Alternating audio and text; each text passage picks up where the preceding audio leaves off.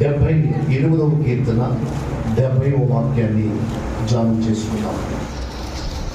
78వ కీర్తన 70వ వచనం. తన దాసుడైన దావీదుని కోరుకొని గొర్రెల దొడ్డిలో నుండి అతనిని పిలిపించెను.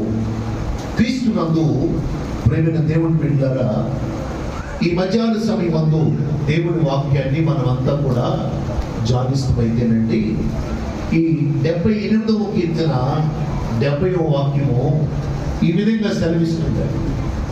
ఏమని దేవుని వాక్యం సెలవిస్తుందంటే, తన దాసుడైన దావీదును కోరుకొని. ఆలోచించాలి, ఎవరిని కోరుకొని? దావీదును కోరుకొని. ఎక్కడి నుంచి పిలిపించాడంటే దేవుడు గొర్రెల దొడ్డిలో నుంచి ఆయన పిలిపించాడు. ఆలోచించాలి, అంటే దావీదు ఎక్కడుంటే పిలిచాడు, ఎక్కడుంటే కోరుకున్నాడంటే వాళ్ళ తండ్రి అతన్ని తీసుకెళ్లి గొర్రెలు కాసే దగ్గర పెట్టాడు.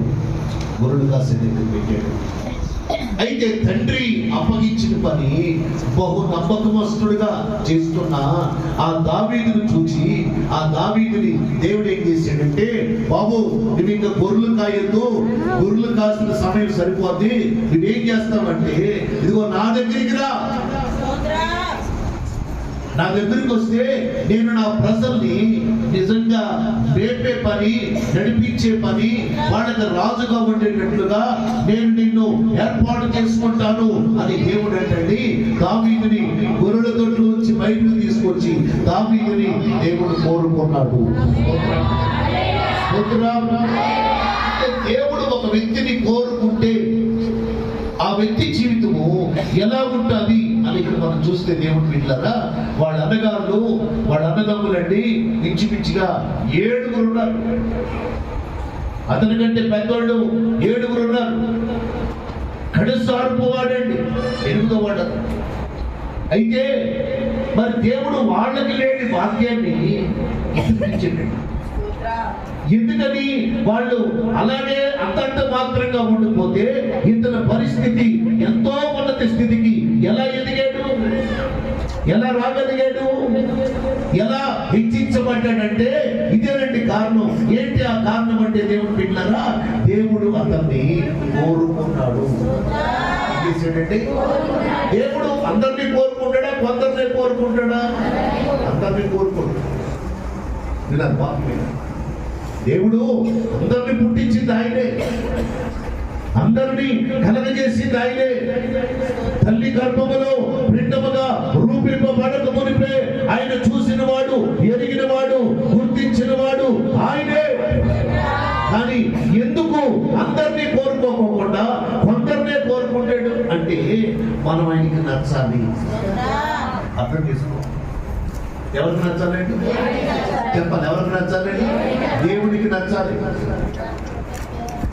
మనం దేవుడికి నచ్చితే అప్పుడు ఆయన మనల్ని కోరుకుంటాడు. రక్షించడం వేరు, బలపరచడం వేరు, మార్చడం దేవుడు వేరు, కార్యాలు చేయడం వేరండి. దేనికి దానికే సెకండ్.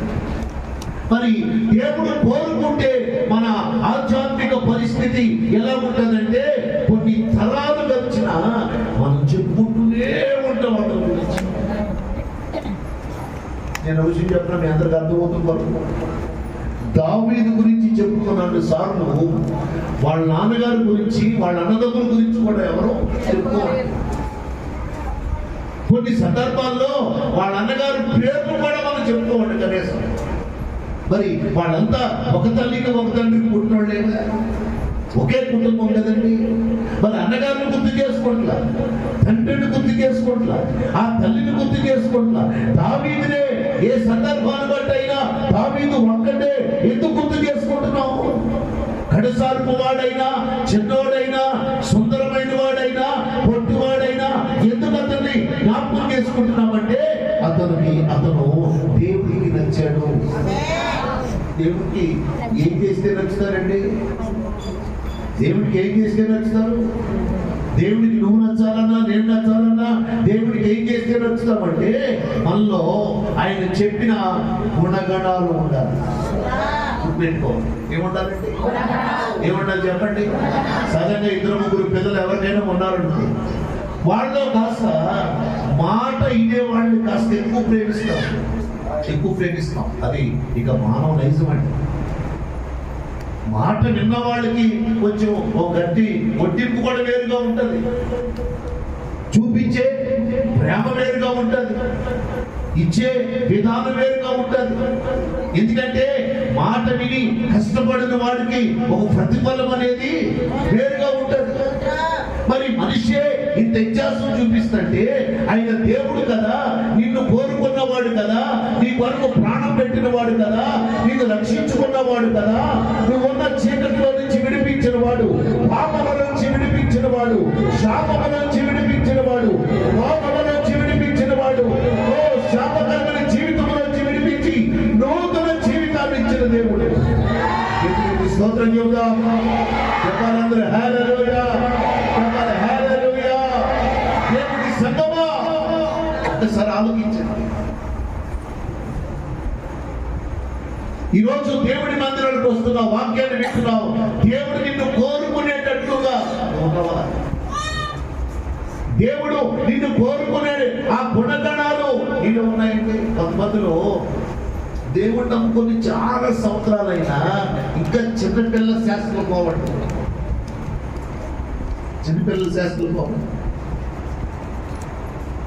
లేక వారు మనసు పొంది కూడా బాప్తిసం పొందిన వాళ్ళు ఆ చేసే శాస్త్రం కొంతమంది మాత్రండి. ఎక్కడ ఉండాలో తెలీదు, ఎవరితో ఉండాలో తెలీదు, ఎక్కడ గడపాలో తెలీదు, ఎక్కడ కూర్చోవాలో తెలీదు. గమనించండి. మీకంట ఒక అరగంట గంట ఎక్కువ ప్రార్థన చేసే వాళ్ళతో ఉంటే వాళ్ళ మీద ఉన్న బలమైన ఆత్మ నీ మీద కూడా వచ్చును కాదు. ఆమేన్ చెప్పండి. ఆమేన్. హల్లెలూయా. చెప్పాలి హల్లెలూయా. వాళ్ళు ప్రార్థన చేయనోళ్ళైతే, మారు మనసు లేనివాళ్ళైతే, అబద్ధాలు ఆడేవాళ్ళైతే, లోకములో ఉన్నవాళ్ళైతే వాళ్ళతో ఒక గంట సేపు గడిపితే వాళ్ళ మీద ఉన్న చీకటి ఏం చేస్తుందండి? మనమే పని చేస్తుంది. గమనిస్తుందా? కొంతమంది ఆత్మీయ జీవితంలో బాగానే ఉంటారు కానీ మెలకు తెలియవు. కొంతమందికి తెలుసుకోరు. కొంతమంది ఆత్మీయంగా ఎలా ఉండాలి, ఆత్మీయంగా ఎలా కట్టబడాలి, ఆత్మీయంగా ఎలా అభివృద్ధి చెందాలో కొంతమందికి తెలియని పరిస్థితి దేవుడు పెట్టారు. సార్ ఆలోచించాను, దేవుడు మరి నేను ఎందుకు కోరుకోవట్లేదు? ఆయన కోరుకోవాలంటే గుణగణాలు ఏంటంటే ఆ గుణగణాలు నీ జీవితంలో ఓ ప్రత్యేకించబడిన స్తుతి చెల్లించడం నేర్చుకోవాలి. దేవుడికి లేవగానే ఏం చెల్లిస్తూ నేర్చుకోవాలంటే స్తుతితో ఒక ధూపాన్ని వేస్తూ నేర్చుకోవాలండి. యెహోవాను స్తుతించుట మంచిదని ఉంటుంది బైబిల్. దేవుడిని స్తుతించండి. దేవుడికి లేవగానే మోకరించగలిగిన వాళ్ళు మోకరించండి. మోకరించేంత ఆరోగ్యం లేని వాళ్ళు కనీసం కుర్చీలో కూర్చోనైనా దేవుడికి లేవగానే నువ్వేం చెల్లించాలంటే కృతజ్ఞత స్తుతులు చెల్లించాలి. అలా చేస్తే దేవుడు నిన్ను కోరుకును గాక. అంటే చెప్పాలి ఆమేన్. ఆమేన్. ఏం చేస్తే? ప్రార్థన చేస్తే. ఏం చేస్తే? ప్రార్థన చేస్తే. ప్రార్థన చేస్తే అన్నప్పుడు జబ్బు వచ్చినప్పుడు ప్రార్థన చేస్తే కాదండి, డబ్బులు కావాల్సినప్పుడు ప్రార్థన చేస్తే కాదండి, కష్టాలు ఎక్కువైపోయినప్పుడు ప్రార్థన చేస్తే కాదండి, పిల్లలు సరిగ్గా చదవనప్పుడు, పిల్లలు మాటినప్పుడు ప్రార్థన చేస్తే కాదండి. ఆ ప్రార్థన జీవితం అనేది నీలో ప్రతిరోజు క్రమముగా ఉండునుగాక. ఆమేన్. ఆమేన్. ఆ క్రమమైన ప్రార్థన నేను ఎక్కడికి నడిపిస్తానంటే ఉన్నత శిఖరాలకు నడిపించును కాక. ఒకసారి అందరూ చప్పట్లు కొట్టారు.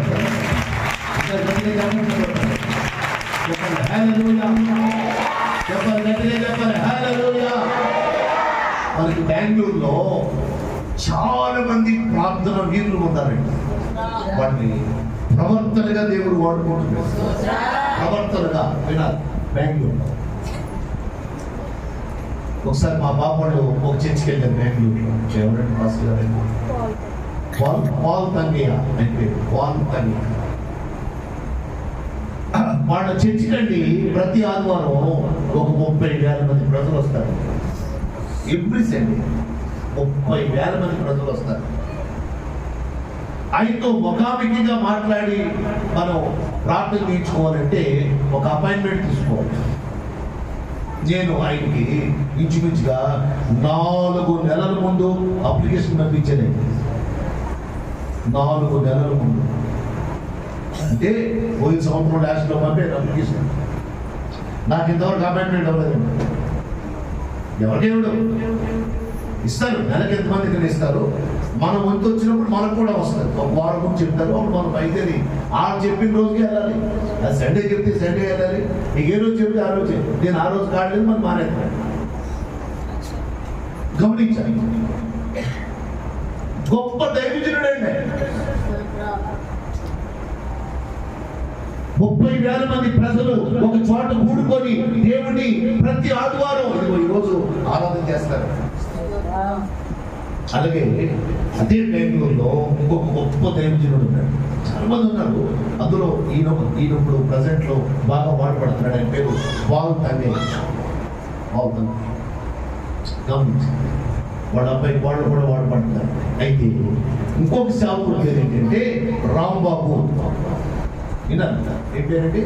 రాంబాబు. ఆయన కొరకు కొంతమంది ఎదురు చూస్తూ ఉంటారు.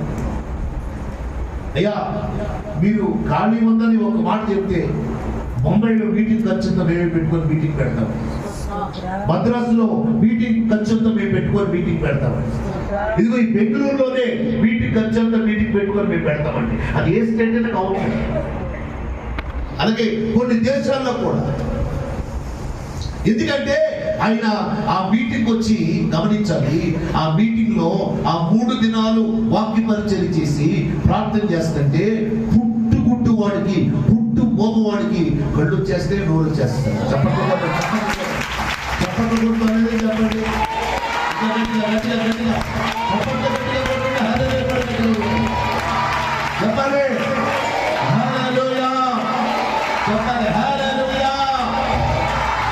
ఇదంతా మీకు ఎందుకు చెప్పుకొచ్చానంటే, ఇప్పుడు నాలంటే ఒక మాస్టర్ గారు మీరంటే విశ్వాసులు ఆయన ఒక చిన్న విషయం అడిగారు. ఒక రోజు బొంబాయి మీటింగ్లో అడిగారు. ఏమనంటే, అన్నా మేము కూడా వినాలి, మేము కూడా మీకులాగా సేవ చేయాలంటే రోజుకి ఎన్ని గంటలు ప్రార్థన చేయాలి? మంచి ప్రశ్న అడిగారు కదా. ఆయన చాలా ఈజీగా చెప్పాడు. ఒకరోజు చేసి ఒకరోజు మానేయక, ఒకరోజు ఎక్కువ చేసి ఒకరోజు తక్కువ చేయక, రోజుకి కనీసం 5 గంటలు ప్రార్థన చేయగలిగితే నాకు ఇచ్చిన అభిషేకం మీకు కూడా దేవుడు ఇచ్చుకున్నారు. అర్థం ఏంటంటారు? ఆయన 5 గంటలు తగ్గకోకుండా మీరు విషయాలు పాత బుద్ధులు తీసేసుకొని మైండ్ పెంచుకుని బుద్ధిలో పెడతాను. చిన్నప్పుడు గంగిరెద్దులు తీసుకొచ్చేవాళ్ళు. ఐబారు నుంచి గంగిరెద్దులు తీసుకొచ్చు డుమ్ డుమ్ డుమ్ కొట్టేవాడు గంగిరెద్దులు. అయ్యగారికి దండం పెట్టు, అమ్మగారికి దండం పెట్టు. దాని మరేంటి, వీడు చెప్పటం దమ్ము అయితే అది పొరలో గుర్తువే. దానికి అర్థం ఏంటి? మన సిగ్నల్ దండం పెట్టి పెట్టమని. అయ్యగారికి పెట్టమంటే ఏమో మాట్లాడంటే అయ్యగారికి పెట్ట, అమ్మగారికి పెట్టమంటే ఇలా పిల్లలు చిన్న అయ్యగారికి పెట్టు, చిన్న అయ్యగారికి పెట్టు, చిన్న అమ్మగారికి పెట్టు, చిన్న అమ్మగారికి పెట్టు. ఇలా బదులుగా ఒక ఆవిడ వచ్చి బియ్యం ఎక్స్ప్రెషన్ అనుకోండి, పెద్దమ్మగారికి పెట్టు, ముసలావిడికి పెట్టు, అనుకుంటు. అది పని ఏంటంటే ఎవరికి పెట్టమంటే అలాగే. కొంతమంది ఎన్ని సంవత్సరాలు దేవుడి మందిరానికి వచ్చినా అలాగా కరెంటు స్తంభాల్లో ఉండిపోతారు. ఒక ఎదుగుదల, ఒక మైండ్ మెచ్యూరిటీ. అసలు మనం ఎక్కడికి వెళ్తున్నాం, ఏ మాటలు వింటున్నాం, ఆ వినే మాటల్లో ఎంత శక్తి ఉంది, ఆ శక్తిని మనం ఆశ్రయిస్తే మనం ఎంత శక్తిగా నింపబడతాం అనే ఆలోచన లేకుండా కొంతమంది అలా తాత్కాలికంగా గడిపేస్తారు. మీరు గుర్తుపెట్టుకోని లోకంలో చాలా రకాల భక్తి మార్గాలు ఉన్నాయి. కానీ ఈ ప్రపంచంలో ఒక నిజమైన ఒక మనిషిని మనిషిగా తీర్చిదిద్దగలిగిన, పరలోకానికి చేర్చగలిగిన భక్తి మార్గము ఏదైనా ఒక మార్గం ఉందంటే, ఒక భక్తి ఉందంటే మనం ఆరాధిస్తున్న నిజమైన దేవుడికి మహిమ కలుగునుగాక. ఇక్కడ ఉత్సాహంగా ఉంటే ఆరోగ్యంగా ఉండునుగాక. ఇక్కడ ఉసూరుమంట ఉంటే ఇక నీకే వదిలేస్తున్నాను. ఇక్కడ ఎలా ఉండాలి? ఎలా ఉండాలి? ఉత్సాహం కూడా ఎలా ఉంటారు? ఉంటారా? మౌనంగా ఉంటారా? ఏది చెప్తే చేస్తారు. ఆమేన్ చెప్పండి. ఆమేన్. హల్లెలూయా చెప్పండి. హల్లెలూయా. దైవజనుడు రాంబాబు గారు చెప్పిన మాటకు అర్థం ఏంటండి? ఆయన చేసేదే చెప్పాడు. ఏం చెప్పాడు? 5 గంటలు ప్రార్థన. ఇప్పుడు మీలో కొంతమంది డౌట్ కలగొచ్చండి. అయ్యారండి 5 గంటల ప్రార్థన ఎప్పటి నుంచో చేస్తున్నానండి, నాకు అసలు ఏమి అంటే అంటలేదు, ముట్టట్లేదండి. మనం మనసు మార్చుకోవాలి. ఏం మార్చుకోవాలండి? మనసు మార్చుకోవాలి. మరి ఆత్మీయ జీవితం అది వేరు. మళ్ళీ భక్తి వేరు, ప్రార్థన చేయటం వేరు, క్రియలు వేరు. మనం మార్పు చెందాల్సింది, మార్పు చెందడం వేరు. ఏ సెక్షన్ ఆ సెక్షనే. బాబు ఎన్ని పేర్లు ఉన్నాయంట మీకు? అమ్మా ఒకే పేగా మాట్లాడతాం. ఓ పేరు ఉందంటే 2 పేర్లు ఉన్నాయా?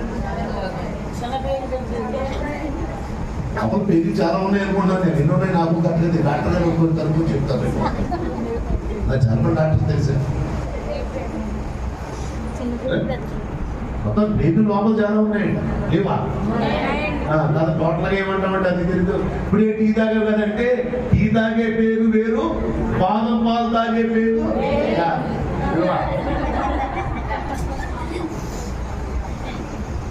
అసలు ఏమో అడిగేవనుకోండి ఏమంటారండి?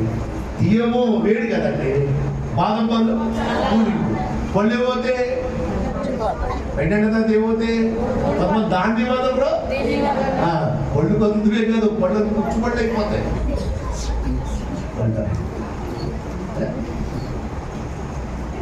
వడగదులు ఏం తాగుతామండి? వడగదండి. స్తోత్రం చెప్పండి. హల్లెలూయా. దావీదు ఎవరికి నచ్చాడు? దేవుడికి నచ్చాడు. ఈ లోకంలో దావీదు ఎవరికి నచ్చినా నచ్చకపోయినా దేవుడికి నచ్చాడు కనుక దేవుడు అతను ఏం చేశాడంటే కోరుకున్న దేవుడు అన్నాడు, దావీదు నువ్వు గొర్రెల దొడ్డిలో నుంచి బయటికి రా, నువ్వు గొర్రెలు కాయాల్సిన పని లేదు, నువ్వు చేయాల్సిన పని వేరే ఉంది. ఆమేన్. హల్లెలూయా. హల్లెలూయా. దేవుడు కోరుకున్నాడు కనుక దావీదుని దేవుడు ఏం చేశాడంటాడు? రాజును చేశాడు. 40 సంవత్సరాలు పైబడి దేశాన్ని పరిపాలించాడు. 40 సంవత్సరాలు పైబడి పరిపాలించాడు. రెండవది అతని వంశాన్ని అండి రాజవంశం కింద మార్చాడు. అతని పిల్లలు రాజు చేశాడు. ఆమేన్ చెప్పండి. ఆమేన్. హల్లెలూయా. హల్లెలూయా. ఈరోజు నువ్వు ఎలా ఉన్నావు? ఇంకా పేదవాడిగా ఉన్నావా? ఇంకా దరిద్రుడిగానే ఉన్నావా? ఇంకా లేనివాడిగానే ఉన్నావా? అన్ని ఇచ్చే దేవుడు సమీపంగా ఉండగా, అన్ని ఇచ్చే దేవుడు కోరుకుంటుండగా, అన్ని ఇచ్చే దేవుడు మన పక్కన ఉండగా, ఒక పేదవాడిగా, దరిద్రుడిగా, అప్పులతోటి, సమస్యలతోటి, అనారోగ్యంతోటి, కష్టాలతోటి, ఇబ్బందులతోటి ఇలా ఉండిపోతున్నామంటే నీ జీవితంలో నిజంగా సరి చేసుకోవలసినవి ఏమో ఉండిపోయింది. అవి సరి చేసుకుంటే, నీ వక్ర మార్గాలు సక్రమం చేసుకుంటే నా దేవుడు నిన్ను కోరుకున్న దేవుడు అద్భుతాలు నీ జీవితంలో జరిగించును గాక. నువ్వున్న ప్రాంతంలో, నువ్వున్న ప్రదేశంలో నా దేవుడు ఒక ఉన్నత స్థితిలో పెట్టును గాక.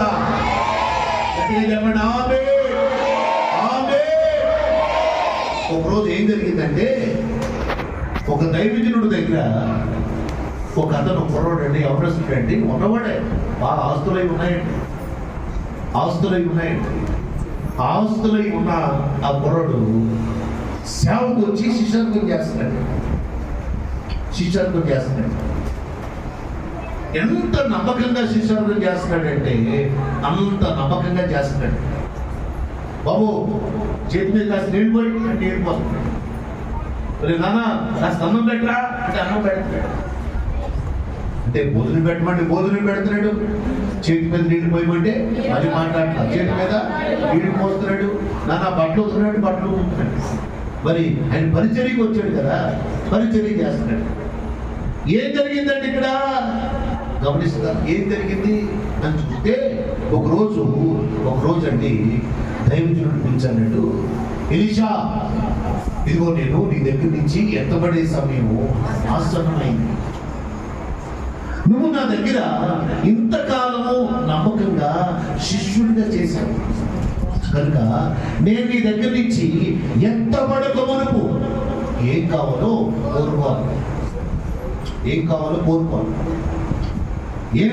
కోరుకోమంటే ఏం జరిగింది చదవండి. 2వ రాజుల గ్రంథం 2వ అధ్యాయం 9వ వచనం చదవండి. నేను నీ యొద్ద నుంచి తీయబడక ముందు నీ కొరకు నేనేం చేయాలో దాన్ని కోరుకో, అడుగు చెప్పగా ఎలీషా నీకు కలిగిన ఆత్మలో 2 పాళ్ళు నా మీదకే. చూడండి ఏం కోరుకుంటాడు చూడండి. ఏం కావాలో కోరుకోరా బాబు యవనస్తుడంటే. ఈ యవనస్తుడు, ఈ శిష్యత్వం చేసే యవనస్తుడు ఎలీషా అంటున్నాడు, దైవజనుడా నీ మీద ఉన్న పరిశుద్ధాత్మ, నీ మీద పనిచేస్తున్న ఆ పరిశుద్ధాత్మ అభిషేకము, నీ మీద పనిచేస్తున్న పరిశుద్ధాత్మ ఆ అగ్ని అభిషేకము 2 పాళ్ళు నా మీదకు పంపించు. స్తోత్రం చెప్తారా? ఆమేన్, హల్లెలూయా, హల్లెలూయా. ఏం కోరుకున్నాడంటే చెప్పాలి, ఏం కోరుకున్నాడు? చాలా మందికి తెలియని విషయం ఏంటంటే, మనకి ఎంత డబ్బు వచ్చినా ఇచ్చినా, ఎవరన్నా ఇచ్చినా, ఎక్కడి నుంచి వచ్చినా, మనం సంపాదించుకున్నా ఏదో రకంగా ఖర్చు అయిపోతాయి. వాళ్ళు ఉంటే స్థలాలు గానో ఇల్లు గానో మిగిలిపోతాయి. అయితే ఏది ఉన్నా ఏది లేకపోయినా మనతో కడవరకు ఉండేది ఏంటంటే పరిశుద్ధాత్మ. ఏంటంటే పరిశుద్ధాత్మ. ఎందుకంటే ఆత్మ వెళ్ళిపోయేదే కాదు, ఆత్మ దూరం అయిపోదండి. పరిశుద్ధాత్మ మనతో ఉండేది, పరిశుద్ధాత్మ బలపరిచేది, పరిశుద్ధాత్మ నడవలసిన మార్గములో నడిపించేది, పరిశుద్ధాత్మ నవనూతనమైన కార్యాలు జరిగించును గాక. ఆమేన్ చెప్పండి. ఆమేన్. చివరి దినాల్లో అందరికి ఏం కావాలి? మాట్లాడలే కొంతమంది. అసలు మిమ్మల్ని బాగు చేయండి, మీ ప్రపంచంలో నవ్వుతుంటారా? ఎంత మంచిగా ఒప్పుకుంటారు. వాళ్ళకి సౌండ్ రావట్లా, ఆవేశం వచ్చేస్తుంది.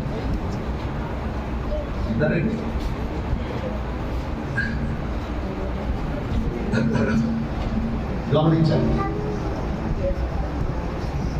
దేవుడి సంగమా,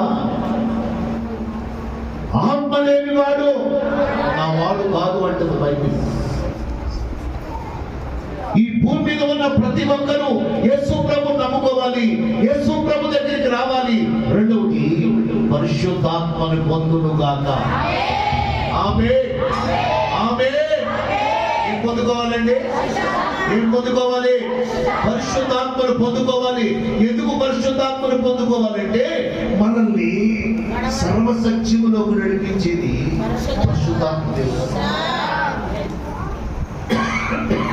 మనకి సత్యమేదో అసత్యమేదో తెలియచేసేది పరిశుద్ధాత్మ దేవుడు. మనల్ని గమ్యానికి చేర్చేది పరిశుద్ధాత్మ దేవుడు. మనకి ప్రార్థన చేసినప్పుడు నడిపింపు రాకపోతే పరిశుద్ధాత్మ దేవుడు మనల్ని తాకితే మనకి పరిశుద్ధాత్మ తాకగానే మనకి కన్నీటి ప్రార్థన నడిపింపు వచ్చును గాక. ఆమేన్. మీరు కూడా మాలాంటి సేవకులు వాక్యం చెప్పినప్పుడు, ఈరోజు వాక్యం చాలా దేవుడు సేవకుల నుంచి మాట్లాడండి, అప్పుడప్పుడు మంచి వర్తమానాలు అందిస్తున్నారు, లేక ప్రతి వారం ఎంతో మంచి వాక్యం అందిస్తున్నారంటే గల కారణం పరిశుద్ధాత్మ దేవుడు మమ్మల్ని బలపరిస్తే తప్ప మేము కూడా వాక్యం చెప్పలేము. నడిపింపు ఉండాలి. నడిపింపు లేకపోతే వాక్యం ఏం చెప్పలేదు. చెప్పండి. నడిపింపు లేకపోతే వాక్యం చెప్పలేమండి. ఆ నడిపింపులు ఇచ్చేది ఎవరు? రెండోది, పాటలు పాడితే సరిపోదండి. కొంతమంది పాటలు వస్తాయి, ఏమో ఉపయోగం చెప్పండి. అరగంట టీచర్ కింద పాడుకుంటాం, పిక్చర్ కింద పాడుకుంటాం తప్ప ఒక్కళ్ళు ఉద్యోగం ఉంటుంది. దానికి పౌలు ఏమి రాశాడు తెలుసండి? నేను మనస్సుతోనూ పాడతాను. పాటలు మనసుతో నేర్చుకున్నా దాన్ని ఏ రీతికి వెళ్ళిపోవాలి మనం అంటే ఆత్మలో ఎలా రావాలండి? ఎలా పాడాలి చెప్పాలి. ఎలా పాడాలి చెప్పండి? ఆత్మతో పాడాలి. ఆత్మతో పాడాలి. అయితే వచ్చే ప్రజలకి ఆత్మతో పాడే పాటలు వేయో, మనస్సుతో పాడే పాటలు వేయో తెలిసిపోతాయి. ఎలా చెప్పమంటారా? ఆత్మతో పాడే పాటలు ఎంతసేపు పాడినా అవి వెంటనే అయిపోయినట్టు ఉంటుంది. అది ఆత్మతో పాడే. మనస్సుతో పాడే పాటలు ఎలా ఉంటాయంటే, మరేమో ముగించరా బాబు, నీకు దాన్నోరా ముగించరా అమ్మా, ఇక్కడ పాడుకోవచ్చు, ఎందుకు మా ప్రాణం లేదు అన్నట్టు ఉంటాయి. అలాగని నాకు రాదండి అంటే ప్రారంభం ఎవరికీ రాదు. పుట్టగానే ఎవరికైనా వచ్చంటదా? వచ్చండి, రాదండి. నేర్చుకోవాలి మనం. మనసు ఉంటే మార్గాలు ఉంటాయి. మనసు ఉంటే మార్పు. కొంతమంది 100 రకాల సమస్యలు చెప్తారండి. తప్పే ఉంది, వాళ్ళు కొన్నాయి కనుక చెప్పారంట, మంచిది. తర్వాత సేవకులు కనుక చెప్పారు, ఇంకా మంచిది, ప్రార్థన చేస్తాను. నేను అంటాను, నీకు అన్ని సమస్యలు ఉన్నాయి కదా, అన్ని కష్టాలు ఉన్నాయి కదా, అన్ని ఇబ్బందులతో బాధపడుతున్నావు కదా, ఓ గంట కళ్ళు తెరవకోకుండా ప్రార్థన చేసే అనుభవం నీకుందా? వాళ్ళు చేయి ప్రార్థన, నేను చేయి, మంచిదే. ప్రార్థన సహాయం కోరటం మంచిదే. దాన్ని ప్రేయర్ రిక్వెస్ట్, ప్రార్థన చేయబడటం కోరటం మంచిదే. మరి నువ్వు కూడా చేయాలిగా, నీవు కూడా ప్రార్థన చేయాలి కదండి. నీవు కూడా ప్రార్థన చేసే అనుభవంలోకి రావాలి కదా. నీవు కూడా ప్రార్థన చేసే ఆత్మీయతలో నువ్వు వచ్చినప్పుడే కదా నీ పరిస్థితులు మార్చబడేది. నువ్వు ప్రార్థన చేయకోకుండా, కన్నీరు కార్చుకోకుండా, నీ సమస్యని ప్రభువుకు చెప్పుకోకుండా నీ పరిస్థితులు ఎలా మార్చబడతాయండి? దేవుడు ఉన్నతమైన కార్యాలు జరిగించునుగా. చెప్పండి హల్లెలూయా, హల్లెలూయా, హల్లెలూయా. ఒక యేసు ప్రభువుని నమ్ముకున్నా ఒక ఫ్యామిలీ చర్చికి వెళ్తారు. వాళ్ళ కుర్రోడు స్కూల్కి వెళ్తున్నాడండి. ఆడికి మద్రాసులో ఉంటారండు, చెన్నైలో. స్కూల్కి వెళ్తుంటే మీకే చెప్పేది, 50 లక్షల డబ్బులు బ్యాగ్ దొరికిందండి. అవి 50 లక్షలు ఉండే నాకు తెలియదండి. చిన్నోడు ఎలా కడతాడు లెక్కపెట్టగా. అయితే ఆ దగ్గరలో ఉన్న పోలీస్ స్టేషన్ పట్టుకెళ్ళి, సార్ నాకు ఈ డబ్బులు దొరికినాయని చెప్పి పోలీస్ స్టేషన్లో ఇచ్చాడండి. ఈ మధ్య ఎస్ఐ సిఐ గారు ఆశ్చర్యపోయి, రే ఈ డబ్బులంతా మీకు తెలుసా అని అడిగాడు. అప్పుడు ఆయన కుర్రాడు అన్నాడంట, నాకు తెలియదు సార్, కానీ ఎక్కువ డబ్బులు ఉన్నాయి సార్, అందుకే తీసుకొచ్చి మీకు ఇచ్చాను సార్. మీ పొరుగు వారిని ఏది ఆశించకూడదని మా పాస్టర్ గారు చెప్పారు సార్, మా అమ్మ కూడా చెప్పింది సార్. స్కూల్కి వెళ్తున్నారు కదా, అన్నింటికి సార్ సార్ సార్ మేడం అని చెప్పాడంట. అప్పుడు ఆ సార్ అందరు కలిసి అన్నారంట, రే ఇవి 50 లక్షలు రా, నువ్వు తీసుకొచ్చి ఇచ్చావు, ఏదో నువ్వు కోరుకో, నీ కోరిక తీరుతున్నావు అన్నాడంట. ఆడేం చేసాడంటే నేను రజనీకాంత్తో మహాడాలని కోరుకున్నాడు. ఎందుకంటే మీరు న్యూస్ టీవీ లైన్లో చూడండి, సినిమాలో రజనీకాంత్తో మహాడాలని కోరుకున్నాడు. వీడు తెచ్చిన డబ్బులకి ఆడు కోరిన కోరికకి ఆశ్చర్యం కలిగి మొత్తానికి ఆయన దగ్గర అపాయింట్మెంట్ తీసుకున్నారండి. మొత్తానికి తీసుకున్నారండి. ఆయన ఆ స్టేట్లో ఉండేవాడు కదా, సినిమాటో రజనీకాంత్ అండి, సూపర్ స్టార్. అక్కడ తమిళనాడు సూపర్ స్టార్ అతనే ప్రస్తుతం, చనిపోయేదే కథనే. అయితే ఆయనకు కూడా ఆశ్చర్యం కలిగిందండి. ఇంటి స్కూల్కి వెళ్ళే పిల్లోడు బ్యాగ్ దొరికితే ఇంటికి పట్టుకొని రమ్మనాన్న పోకుండా పొరుగు వారిని ఆశించకూడదని వాళ్ళ మాస్టర్ గారు చెప్పాడా, రమ్మనని చెప్పారా, పోలీస్ స్టేషన్లో ఇచ్చారా? మళ్ళీ ఏం కావాలో కోరుకోమంటే ఏ బిర్యానీ పట్టలో కోరుకోక, బట్టలో బూట్లో కోరుకోక, నాతో మహాడుతున్నాడు కోరుకున్నాడా? అచ్చడికి మా ఇంటికి తీసుకురాడని చెప్పాడు. ఆయన ఎదురుపోయాడు. ఎవరో సినిమా కూడా ఎదురుపోయాడు. అది వస్తాయి మాటలే అంటే ఈలోపు తీసుకెళ్ళారు. ఈ పొరట పోలీసులే తీసుకెళ్తే వాళ్ళమ్మ అందుకు చెబుతుందంట, నువ్వు ఈ సంవత్సరమే స్కూల్కి వెళ్ళేది, వచ్చే సంవత్సరం నుంచి పనిలో పెట్టేంత, మీ నాన్న సరిగ్గా డబ్బులు ఒకట్లా పనిలో పెట్టేంత, ఈ సంవత్సరం కనుక నువ్వు బాగా చదువుకో అని చెప్తున్నాడు వాళ్ళమ్మ. అది వాళ్ళ వ్యక్తిగత విషయం. డబ్బులు దొరుకుతూ వేరు, డబ్బులు ఎంతో వేరు, రజనీకాంత్తో మాట్లాడడం వేరు. వాళ్ళమ్మ కానీ ఏమంటుందంటే, నిన్ను చదివించేది ఈ సంవత్సరానికే, ఫీజులు కడతానికి డబ్బులు లేవు, మీ నాన్న డబ్బులు ఇవ్వట్లేదు కనుక నువ్వు బాగా ఈ సంవత్సరం చదువుకుంటే వచ్చే సంవత్సరం ఏదో పనులు పెట్టాక అక్కడ ఈ కథలు కాదులేండి, మా కథలు అంటండి పనులు పెట్టాక చెప్తున్నాను. అదొక వర్షం. ఇంట్లో ఉన్న సమస్య అది, ఈదులో ఉన్న సమస్య ఇది. మొత్తానికి ఆడికి శుభ్రంగా ఏం కావాలో ఆయన్ని బొమ్మలు కట్టి, ఆయన సినిమాటర్ గారు బొమ్మలు కట్టించి, ఆయన కొడుకులు ఇద్దరు కొడుకులు లేరు అంటే ఇద్దరు కూతుర్లే. అయితే బొమ్మలు ఇచ్చి, ఎలా నువ్వు ఏం చదువుకుంటావంటే, సార్ నాకు సంతోషించిన ఇంకేం ఏడుపులే కదండి, ఏడుపుడేగా సిగిరించుకుంటాం, బాగా వేసుకుంటాం, ఏడుతుంది తింటాం. ఇక్కడ రోడ్డు కూర్చొని రాదు ఏరుకోలేదు, అది ఖాళీ బాగా ఇస్తాయి దగ్గరగా.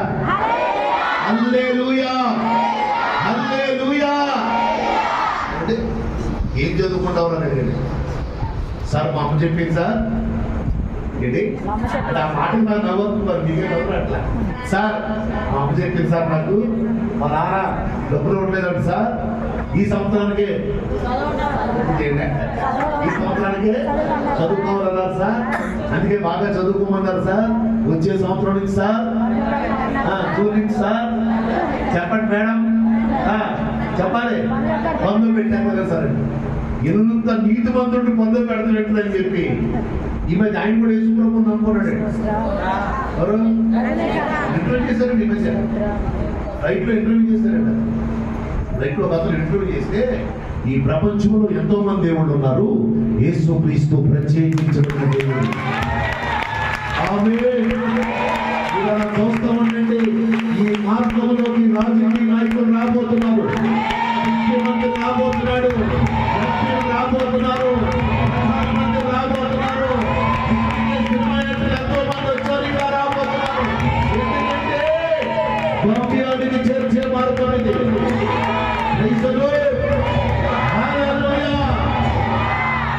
రజనీకాంత్ గారు ఏం చెప్పాడు తెలుసా ఇంటర్వ్యూలో? ఒరే నువ్వు డాక్టర్ చదువుకుంటే నేను చదివిస్తాను, వినాలి. ఇంజనీరింగ్ చదువుకుంటే నేను చదివిస్తాను, నువ్వు ఎక్కడ చదువుకుంటే నాడు అక్కడ చదివిస్తాను. ఈ కుర్రోడికి ఉద్యోగం వచ్చేంత వరకు చదివించే బాధ్యత నాది. ఉద్యోగం వచ్చాక అప్పుడు వీడు చెయ్యి వదిలి పెడతానని మాటించి క్వార్టర్స్ ఇచ్చాడు. స్తోత్రం చెప్పాలి. 50 లక్షలు గొప్పయ్యా, జీవిత సెటిల్మెంట్ గొప్ప. అట్లా అట్లా అక్కడికక్కడికే లౌక్యం చేసుకుంటా, అక్కడికక్కడికే ఓ 10,000కే తప్పు, 50,000కే తప్పు. దాని అధికారం గొప్ప బహుమానం ఒకటి ఉంది మనకి. ఎందుకంటే కక్కుతు పడిపోతావు? ఎందుకో చిన్నదాన్ని చిన్ని ఎందుకు కోరుకుంటావు? ఒకప్పుడు పెద్ద కోరుకో. దేవుడు నీకు ఇచ్చును కాదు. ఆమేన్. ఆయన మరి దేవుడు తన బిడ్డల పోతే ఎవరికి ఇస్తాడు? ఇంకా చెప్పండి. నేను ఆ న్యూస్ విన్నప్పుడు చాలా ఆశ్చర్యపడ్డాను. అది ఈ కాళ్ళు చేతులు సరిగ్గా లేని వాళ్ళకి, లేక మాటలు రాని వాళ్ళకి, లేక కొన్ని బలహీనతలు ఉన్న వాళ్ళకి కొంతమంది చదివిస్తారని చెప్పి ప్రామిస్ చేస్తారు, చదివిస్తారు, అది వేరు. కానీ ఇతర హిస్టరీ వేరు కదా. వాళ్ళ అమ్మ ఏం చెబుతుందంటే, నేను ఈ సంవత్సరానికే చదివిస్తాం, డబ్బులు లేవురా, మీ నాన్న పట్టించుకుంటా. రెండోది, ఆడికి బ్యాగ్ దొరికితే తీసుకెళ్ళి ఎక్కడ చెప్పాడండి? పోలీస్ స్టేషన్లో చెప్పాడు. ఎవరితో ఏం కావాలో కోరుకోరంటే సినిమాటర్తో మాట్లాడతానన్నాడు. అతను ఇతను నీతిని చూసి ఆశ్చర్యపడిపోయండి. ఏం చేస్తున్నా తెలుసండి, నిన్ను చదివించే బాధ్యత నాది. నిన్ను చదివించి ఒక ఉద్యోగస్తులయ్యేంత వరకు ఈ ఖర్చంతా కూడా నేనే భరిస్తాను. దేవునికి మహిమ కలుగునుగా. ఆమేన్. నేను అంటాను, అసలు ఆ డబ్బులు దేవుడే పెట్టుకుంటాడు. ఆ విశ్వాసం వచ్చింది. ఎందుకంటే ఆ డబ్బుల బ్యాగ్ అక్కడ కట్టకపోతే ఆడు పోలీస్ స్టేషన్కి వెళ్తాం. ఆడు పోలీస్ స్టేషన్కి వెళ్ళకపోతే పోలీసులు ఈయన అడగరు. ఈయన అడగకపోతే ఆయన చూస్తారని ఈయన అడగరు, ఈయన పుట్టాడు అడగరు. ఈయన అక్కడికి వెళ్ళకపోతే చదువు విషయం ఆయన చెప్పడం. ఇవన్నీ ఏంటంటే సమస్తము సమకూడి మనకి మేలుకై జరుగుతుంది. చెప్పండి, ఇక్కడికే చెప్పాలి హల్లెలూయా, ఇక్కడికే చెప్పాలి హల్లెలూయా. ఏది జరిగినా మన మేలు కొరకే. అందుకే స్తోత్రం చెప్పండి, స్తోత్రం హల్లెలూయా. ఇదిగో ఎలీషా అడుగుతున్నాడు, అయ్యా నీవు త్యాగపడలను కోరుకోమను, మంచిదే. మరి నేను లోకంలో ఏం కోరుకోను? నాకేం కావాలంటే నీ మీద ఉన్న ఆత్మ ముందు పాడు నాకు దయచేయి. దేవుడు ఇచ్చాడా? లేదా?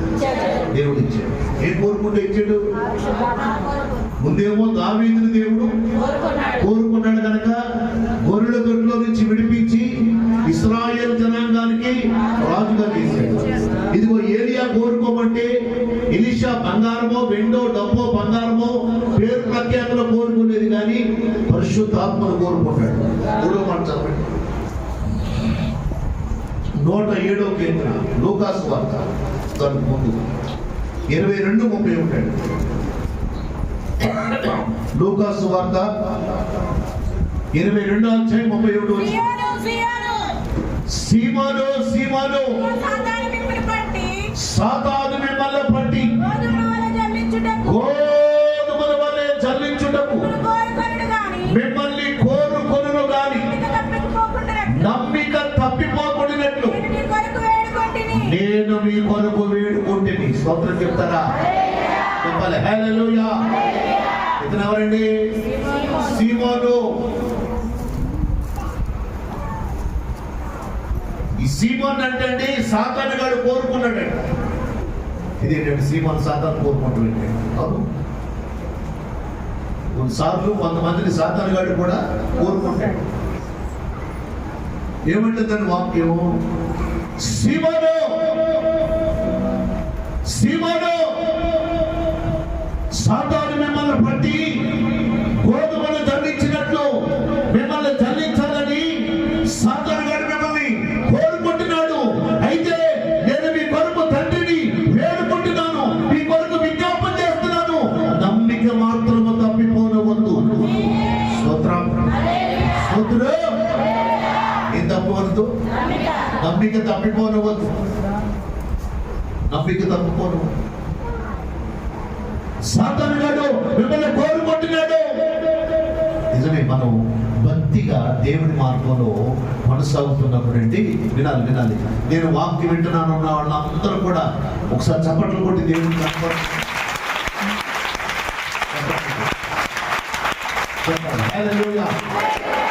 మనం భక్తిగా ఉందాం అనుకున్నప్పుడల్లా సాతాను గాడండి మన స్నేహితుల్లో కానీ బంధువుల్లో కానీ ఎవడో ఒకరు లేపుతాడు.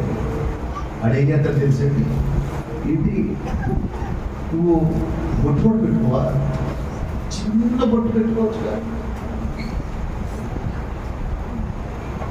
ఏంటి ఏదో భర్త లేనట్టు కళ్ళకి కాటు కూడా పెట్టుకోవా? కొంచెం కాటుకు పెట్టుకుంటే కళ్ళు మంటలు తగ్గుతాయి కదా. కళ్ళు మంటలు తగ్గుతాయా? ఎలర్జీ వచ్చేదా? బాప్తిజం తీసుకున్న వాడు కళ్ళకు కాటు పెట్టుకుని ఎలర్జీ వచ్చేది. అది గుర్తుపెట్టుకో. లోకం అలంకరణ మనకి మంచిది కాదంటుంది బైబిల్. ఒకవేళ ఇంకా ఏమైనా 40 ఏళ్ళు దాటితే బ్లడ్ మారదు కనుక, బాడీలో బ్లడ్ మారదు కనుక 35-40 ఏళ్ళకి రక్తం మారిపోతాడు. మరి చిక్కగా ఉండే రక్తం పలచబడుతుంది ఎవరికై. ఆ బ్లడ్ ఇన్ఫెక్షన్ వచ్చినప్పుడు కళ్ళు దురదలు వస్తాయి. డ్రాప్స్ వేసుకోవాలి. లైట్గా అంటించుకుంటా, లైట్గా పాముకుంటా, ఇది తగ్గమా అయితే ఎక్కువ విశ్వాసం వచ్చి ప్రార్థన చేసుకోవాలి. స్తోత్రం చెప్తారా? గట్టిగా చెప్పండి హల్లెలూయా. మనం అంటే మానేస్తాం. మన పిల్లలు కొద్దిగా తగిలిస్తూ ఉంటాం. కొద్దిగా ఆ కొద్దిగా ఏమవుతుంది? ఎక్కువ అవుతుంది. ఆ ఎక్కువ అయిన తర్వాత మానమంటే మాంతారాడు మాంతారా. ఒక మనిషి దేనికి అలవాటు పడతారో దానికి అలవాటు పడిపోతాం. అందుకే చిన్నతనం నుంచి కూడా వాళ్ళని ఎలా నడిపించుకోవాలో, ఎలా పెంచాలో, ఎలా వాళ్ళ కొరకు ప్రార్థన చేయాలో, ఎలా వాళ్ళతో ప్రార్థన చేయించాలో మనం తెలుసుకొని ఆ మార్గంలో వాళ్ళని నడిపిస్తే వాళ్ళు దేవుని యందు భయభక్తులు కలిగి ఉండును గాక. ఆమేన్. సాతానుడు ఏం చేస్తాడండి? మాట్లాడతా ఏం చేస్తాడమ్మా? కోరుకుంటాడు.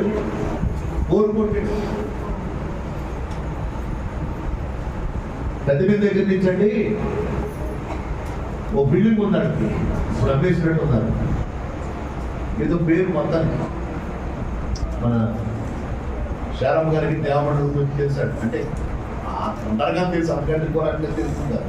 ఒక్కటే భావన నాకంటే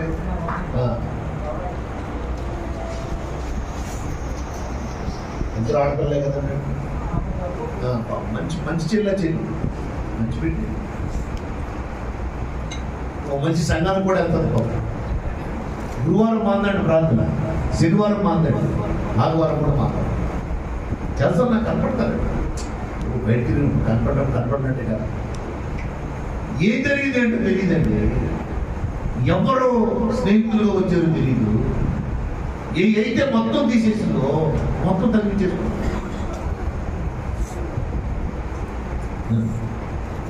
మీరు బాప్తిసాలు ఇచ్చినప్పుడు అంటే ఎవరు కూడా వై తీసే ఈ తీసే ఇలా ఉండు అలా ఉండని భార్య భర్తలకి దెబ్బలాట్లే సేవకులం కాదండి. మా నీ భర్తకి చెప్పు, నీ భర్తకి నీకు అంగీకారం అయితే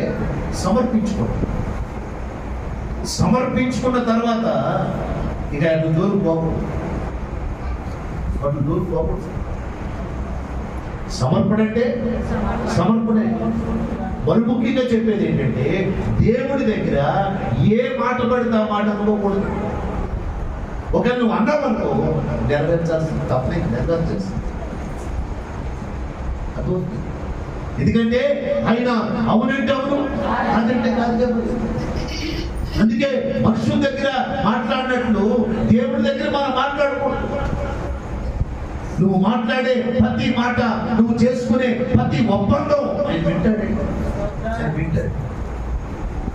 నువ్వు అలా చేయలేనప్పుడు అది చేయకూడదు. గమనించు. కొంతకాలంలో చూస్తేనండి మొత్తానికి ఏ వదిలేసారో అవన్నీ బొట్టు, కాటికి, పూలు, గాజులు, మంద సూత్రాలు, మొత్తం ముగ్గు వేతలు అన్నీ వచ్చేసి మొత్తానికి దేవుడిచ్చిన ఆశీర్వాదం అంతా బాగుంటుకోనండి. ఇల్లు కూడా అమ్ముకుని ఇప్పుడు అద్దీంట్లో ఉంటారు అనుకుంటారు. నిజమా అబద్ధం? ఏదో ఒకటి పెద్ద దగ్గర ఏ క్లాస్ అని ఫస్ట్ క్లాస్ అని బిల్డింగ్ దేవుడు ఇచ్చాడు, కట్టుకున్నాను. కొన్నిసార్లు భర్త పూర్ణంగా చెప్తాడు, వేసుకో ఇక్కడ ఫోన్ చూస్తారు కదా, ఇలా ఉంది అలా. ఆవిడేం చెప్పారండి, అయ్యా వాళ్ళకి వేసుకుని రంగులు వేసుకొని మేకప్లు చేసుకుని దిక్కుమాలి మనుషులాడు, నేను దేవుడిని పెట్టు అని మంచిగా చెప్పుకోవాలి. ఆడేసే జ్ఞానానికి నేను ఇది వేసుకోనా నేను బాగుంటానా అన్న వరకు పట్టుకోతానా అదే